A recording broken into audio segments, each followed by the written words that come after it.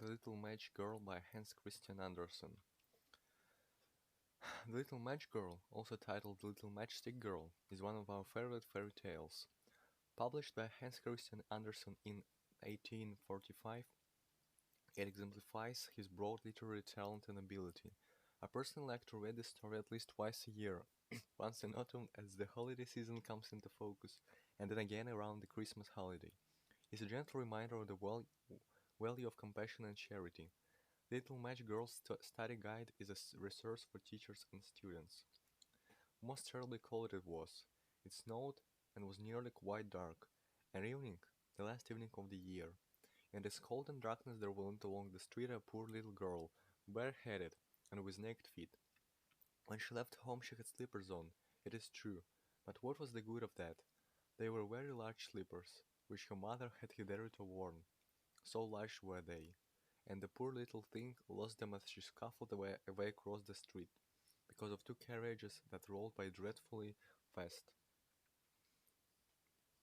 One slipper was nowhere to be found. The other had been laid hold of by an urchin, and off he ran with it. He thought it would do capitally for a cradle when he some day or rather should have children himself. So the little maiden walked on with her tiny legged feet, that were quite red and blue from cold. She carried a quantity of matches in an old apron, and she held a bundle of them in her hand. Nobody had bought anything of her the whole livelong day. No one had given her a single farthing. She crept along trembling with cold and hunger, a very picture of sorrow, the poor little thing. The flakes of snow covered her long fair hair, which fell in beautiful curls around her neck. But of that, of course, she never once know that. No thought. She never once now thought. From all the windows the candles were gleaming, and it smelled so deliciously of roast goose, for you know it was New Year's Eve.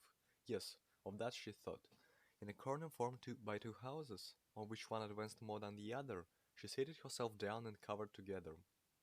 Her little feet she had drawn close up to her, but she grew colder and colder, and to go home she did not venture, for she had not sold any matches and could not bring a farthing of money.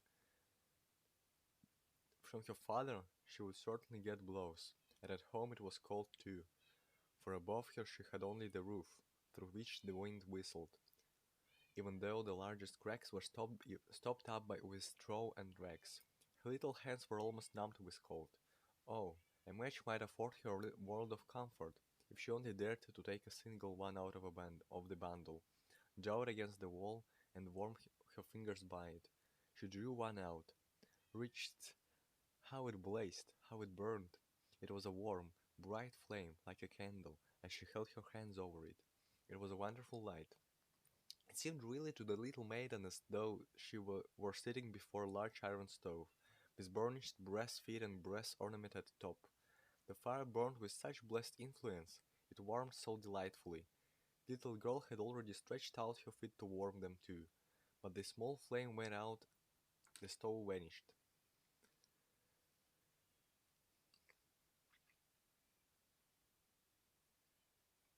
She had only the remains of the burnt-out match in her hand. She rubbed another against the wall. It burned brightly, and where the light fell on the wall, there the wall became transparent like a veil, so that she could see into the room. On the table was spread a snow-white tablecloth. Upon it was a splendid porcelain service, and the roast goose was steaming famously with its stuffing of apple and dried plums. And what was still more capital to behold was, the goose hopped down from the dish, reeled about on the floor with knife and fork in its breast, till it came up to the poor little girl, when the match went out and nothing but the thick, cold, damp wall was left behind. She lighted another match. Now there she, now there she was sitting under the most magnificent Christmas tree. It was still larger and more decorated than the one which she had seen through the glass door in the rich merchant's house. Thousands of lights were burning on the green branches, and gaily colored pictures, such as she had seen in the shop windows, looked down upon her. The little maiden stretched out her hands towards them when the match went out. The lights of the Christmas tree rose higher and higher. She saw them now as stars in heaven. One fell down and formed a long trail of fire. "Someone is just dead," said the little girl, for her old grandmother, The only person who had loved her, and who was now no more, had told her that when a star falls, a soul ascends to God. She drew another match against the wall. It was again light, and in the lustrous there stood the old grandmother, so bright and radiant, so mild, and with such an expression of love. "Grandmother," cried the little one, "oh, take me with you. You go away when the match burns out. You vanish like the warm stove, like the delicious roast goose, and like the magnificent Christmas tree, and like the magnificent Christmas tree." And she rubbed the whole bundle of matches quickly against the wall, for she wanted to be quite sure of keeping her grandmother near her. And the matches gave such a brilliant light that it was brighter than at noonday. Never formerly had the grandmother been so beautiful and so tall. She took the little maiden on her arm, and both flew in brightness and in joy so high, so very high, and then above was neither cold nor hunger, nor anxiety. They were with God.